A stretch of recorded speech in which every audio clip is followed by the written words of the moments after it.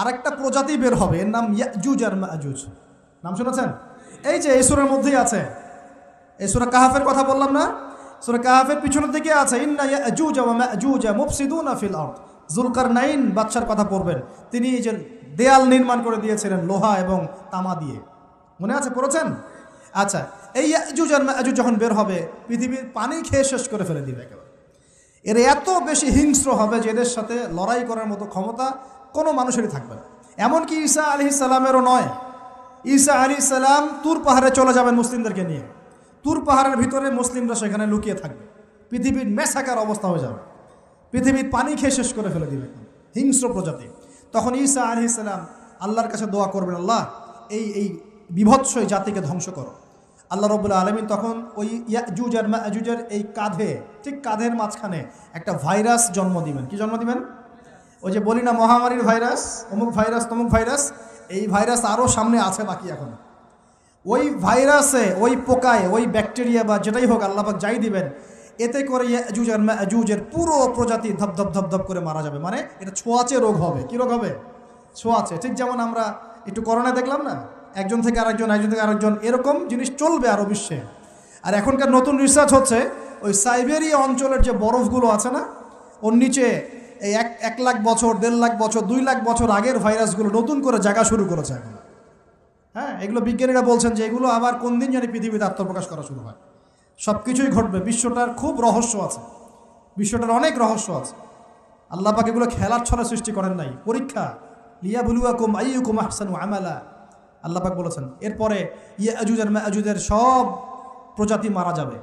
নবীজি বলছেন জমিনে কোনো জায়গায় ফাঁকা থাকবে না, সমস্ত জায়গাতেই ওদের দেহ পড়ে থাকবে। আল্লাহু আকবার। এরপরে ঈসা আলাইহিস সালাম আল্লাহকে বলবেন, আল্লাহ জমিনটাকে পবিত্র করে দাও। আল্লাহ পাক কী করবেন জানেন?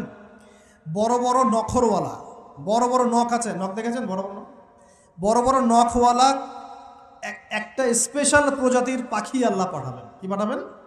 পাখি। এটা কোন পাখি, কি নাম আমরা জানি না, মহাবিশ্বের কোন জায়গা থেকে আসবে তাও জানি না, পৃথিবীতে আসে কিনা তাও জানি না, আল্লাহ পাঠাবেন। আবাবিল, তয়রন আবাবিল যখন আল্লাহ পাখি পাঠিয়েছিলেন না, ওয়ারসালা আলাইহিম তয়রন আবাবিল, আসলে ওই পাখির নাম কিন্তু আবাবিল না, আবাবিল মানে হচ্ছে ঝাঁকে ঝাঁকে। তো ওই পাখি কি আর দেখা গেছে? ওই রকম করে পাথর কেউ নিক্ষেপ করেছে? আর ঠিক এরকম করে এই এক শ্রেণীর পাখি আল্লাহ পাঠাবেন যাদের নখগুলো খুব বড় বড় হবে, বিশাল বিশাল নখ। এই নখগুলো দিয়ে তারা দেহগুলোকে উঠাবে, উঠিয়ে নিয়ে কোথায় যে ফেলে দেবে আল্লাহ ভালো জানে। সুবহানাল্লাহ, আল্লাহু আকবার। আল্লাহ পাক বিশ্বে কত কি বাকি রেখেছেন এখন। এরপরে আল্লাহ পাক কী করবেন জানেন? আল্লাহ পাক বৃষ্টি বর্ষণ করবেন। এত বেশি বৃষ্টি হবে, এত বৃষ্টি হবে, জমিন ধুয়ে পরিষ্কার হয়ে যাবে। হাদিসে আসছে জমিন একদম চকচক করবে, জমিনটা পরিষ্কার হয়ে চকচক করতে থাকবে। এরপরে কারণ ওই ভাইরাস তো ধুইতে হবে না, ভাইরাসকে ধুয়ে সাফ করতে হবে। তারপরে ঈসা আলাইহিস সালামের সময়ে বলা হচ্ছে, তার সময়ে একটা ডালিম, ডালিম দেখেছেন কি না? আনার ডালিম, এই ডালিমের যে খোসা হয় না, এই ডালিমের খোসার নিচে একটা পুরো পরিবার আশ্রয় নিতে পারবে। কি বুঝলেন? এত বড় বড় ফল হবে, এত বরকত হবে জমিনের মধ্যে। কখন বরকত হয়? যখন একটা জনপদের অধিবাসীরা আল্লাহর সামনে আত্মসমর্পণ করে, তখন আল্লাহ বরকত দেন। আমরা কি আত্মসমর্পণ করছি? এই জন্যই তো অর্থনৈতিক মন্দা চলছে। এমনি এমনি নাকি? সুদ খাচ্ছেন, দিব্যি ঘুষ খাচ্ছেন, দুর্নীতি করছেন, জেনা করছেন, মানুষের সম্পদ আত্মসাৎ করছেন, মাপে কম দিচ্ছেন, আবার নামাজও পড়ছেন, মাশাআল্লাহ। তো বরকত কোত্থেকে আসবে? তো বরকত কখন আসে? যখন একটা কম আল্লাহর সামনে সম্পূর্ণ আত্মসমর্পণ করে। একটা ডালিম হবে, এটা রূপকথা নয়, এগুলো গাল গল্প বলছি না। এই প্রতিটা কথা আল্লাহ পাকের ওহী থেকে আসছে, এর একটা কথা মিথ্যা হবে না ইনশাআল্লাহ তাআলা। বিশ্ববাসীরা দেখবে একটা ডালিমের নিচে একটা পরিবার আশ্রয় নিতে পারবে। এত স্পেসিফিকলি বলা হয়েছে হাদিসগুলোতে। নবী সাল্লাল্লাহু আলাইহি ওয়াসাল্লাম বলেছেন যে 10 জন ঘোড়সাওয়ার, কয়জন ঘোড়সাওয়ার? 10 জন ঘোড়সাওয়ার বের হবে ইমাম মাহদির সময়, যারা খোঁজ নিতে যাবে যে দেখি দাজ্জাল বের হয়েছে কিনা। ঘোড়ায় করে খোঁজ নিতে যাবে, দেখি দাজ্জাল বের হয়েছে কিনা। ওই 10, নবীজি বলছেন আমি ওই 10 জনের নামও জানি, ওদের বাবার নামও জানি। সুবহান। এত স্পেসিফিক জ্ঞান দেওয়া হয়েছে আল্লাহর পক্ষ থেকে নবী সাল্লাল্লাহু আলাইহি ওয়াসাল্লামকে। তার হাদিস থেকে বলছি, ডালিমের নিচে পরিবার আশ্রয় নিতে পারবে। তো অনেকে হয়তো হাসবে, কি বলে একটু উল্টা পাল্টা কথা, তাই না? নাস্তিকরা মনে করতে পারে যে হাসবে, আরে হাহারি এক দিয়ে রেখে দেবে। এখন মানুষ ফেসবুকের মতো চিন্তা করে, ফেসবুকের মতো হাসে, ফেসবুকের মতো কাঁদে, মানুষ এখন রোবটিক হয়ে গেছে, ঠিক আছে? আচ্ছা, তো এরপর কি? এরপরে বরকতের এই সময়টা শেষ হয়ে যাবে কখন? যখন মানুষ আবার সেই জেনা, পাপ, শিরিক, কুফর এগুলোতে লিপ্ত হবে। আল্লাহ রাসূল বলছেন এমন একটা মানুষও বাকি থাকবে না, একটা মানুষও না যে খালি লা ইলাহা ইল্লাল্লাহ কালিমাটা পড়তে জানে, এমন একটা মানুষও বাকি থাকবে না। বলেন নাউজুবিল্লাহ। ওরা হবে এই পৃথিবীর সবচেয়ে নিকৃষ্ট মানুষ। ওদের চেয়ে নিকৃষ্ট কোনো মানুষ এই পৃথিবীতে হবে না। এখনও কি এরকম সময় আসে নাই? এখন কি লা ইলাহা ইল্লাল্লাহ আছে না? পূর্ণাঙ্গ প্রয়োগটা নাই, কিন্তু কালিমা তো আছে কি না? তখন নবীজি বলছেন এমন একটা যুগ আসবে যে লা ইলাহা ইল্লাল্লাহ বলার মতো একটা মানুষ খুঁজে পাওয়া যাবে না। আর মানুষ রাস্তাঘাটে কুকুরের মতো জেনা করবে। রাস্তাঘাটে কুকুর যেমন সঙ্গম করে না রাস্তাঘাটে, ওই রকম করে মানুষ রাস্তাঘাটে জেনা করবে। ওই সময়ে আল্লাহ রাব্বুল আলামিন পশ্চিম দিক থেকে সূর্য উঠাবেন। কোন দিক থেকে? সূর্য সত্যি সত্যি পশ্চিম দিকে উঠবে। পৃথিবী একদিকে ঘুরছে না এখন, কে জানে আল্লাহ পাক পৃথিবীর ঘূর্ণন থামিয়ে উল্টা দিকে ঘোরাতে পারেন না? অবশ্যই পারেন। আল্লাহ পাকের জন্য এটা খালি বলা কুন ফায়াকুন, হও হয়ে যাও ব্যাস। পুরো বিশ্বের বড় বড় ডিপার্টমেন্টগুলো কারা নিয়ন্ত্রণ করছে? আমরা নিয়ন্ত্রণ করছি? জি না। এমনকি খ্রিস্টানরাও নিয়ন্ত্রণ করছে না, বরং ওরাই নিয়ন্ত্রণ করছে। আপনাকে গভীরে ঢুকতে হবে। তো তার মানে সে আত্মপ্রকাশ না করলেও তার অনুসারীরা তো মাশাআল্লাহ শক্তিশালী হয়ে গেছে কি না? তার মানে সময় কাছে না দূরে? কাছে। এটা বোঝার জন্য কি ভবিষ্যৎবাণী করা লাগে? গণক হওয়া লাগে? জ্যোতিষী হওয়া লাগে? এটা বোঝার জন্য কোরআন সুন্নাহর সাথে শেষ জামানা স্টাডি করলেই হয়। Economics, world affairs, history study করলেই বুঝতে পারেন, হৃদয়ের চোখ খুলে যাবে ইনশাআল্লাহ তাআলা। আল্লাহ পাক বোঝার তৌফিক দান করুন। এখন সে বের হয়ে বিশ্বটাকে শাসন করবে ঠিকই, কিন্তু তার সাথে লড়াই করার ক্ষমতা ওই সময় মুসলিমদের থাকবে না। তখন আল্লাহ পাক পাঠাবেন ওই যে সত্যিকারের মাসিহ ঈসা আলাইহিস সালাম। কাকে পাঠাবেন? তিনি নামবেন সিরিয়ায়। কোন দেশে? সিরিয়ার দামেশকে তিনি নামবেন। দুজন ফেরেশতার কাঁধে ভর দিয়ে, তখন তার চুলগুলো দিয়ে টপ টপ করে মুক্তার মতো পানি ঝরতে থাকবে, এমনটা হাদিসে বলা হয়েছে। সুবহানাল্লাহ, সুবহানাল্লাহ। এত স্পেসিফিকলি হাদিসে বলা হয়েছে এটা হবে, এইটা হবে, ওইটা হবে, একদম স্পেসিফিকলি। তারপরে ঈসা আলাইহিস সালাম তিনি যখন ওই মুসলিমদেরকে পেয়ে যাবেন, তাকে ইমামতি করতে বলা হবে। ঈসা আলাইহিস সালাম বলবেন, না, আমি ইমামতি করতে পারবো না। ইমামতি এই উম্মতের জন্যই করা হয়েছে। বলেন সুবহানাল্লাহ। আমাদের ইমাম ইমামতি করবেন, তিনি পিছনে মুক্তাদি হবেন। একজন নবী মুক্তাদি হবেন আর ইমাম ইমামতি করবে, চিন্তা করতে পারেন? এরপর নামাজ শেষ হওয়ার পরে বলবেন তিনি, দরজা খুলে দাও, দরজা খুলে দাও। এটার ব্যাখ্যা আমার কাছে মনে হয় হয়তোবা তখন অবরোধ থাকবে, অবরোধটাকে তিনি ভেঙে দিতে বলবেন হয়তোবা, আল্লাহ ভালো জানেন। দরজা খুলে দাও এর ব্যাখ্যা কী হতে পারে? কিসের দরজা খুলে দাও? কিসের বাঁধন খুলে দাও?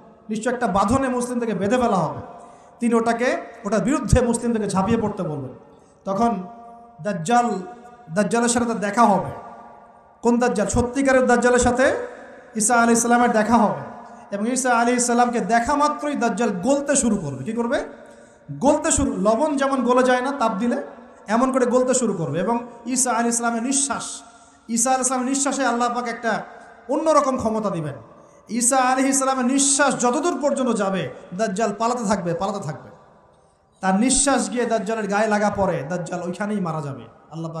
আল্লাহ পাক এই শুধু তাকে নয়, তার সমস্ত অনুসারীদেরকে আল্লাহ পাক সেখানে মেরে ফেলবেন ইনশাআল্লাহ। মুসলিমদের হাতে। কার হাতে? মুসলিমদের হাতে। এটা জায়গাটা মেনশন করা আছে, বাবেলুদ নামক জায়গা। কোন জায়গা? বাবেলুদ। যান গুগল সার্চ করে দেখেন বাবেলুদ কোন জায়গায় আছে। আমি বলে দিব না, দেখেন কোন জায়গায় আছে, কারা ওটা নিয়ন্ত্রণ করছে দেখেন। ওইখানে দাজ্জাল মারা যাবে। মানে সত্যিকারের মাসিহের হাতে মিথ্যা মাসিহ মারা যাবে ইনশাআল্লাহ, ঠিক আছে? এবং তার অনুসারীদের পতন হবে। এরপরে ঈসা আলাইহিস সালাম এই ক্ষমতাটা দখল করবেন এবং সারা বিশ্বে তিনি শান্তি শৃঙ্খলা কায়েম করবেন। একজন ন্যায়পরায়ণ শাসক হবেন ইনশাআল্লাহ তাআলা। এবং তিনি নতুন কোনো শরীয়ত নিয়ে আসবেন না, উম্মতে মুহাম্মাদের শরীয়ত কায়েম থাকবে ইনশাআল্লাহ।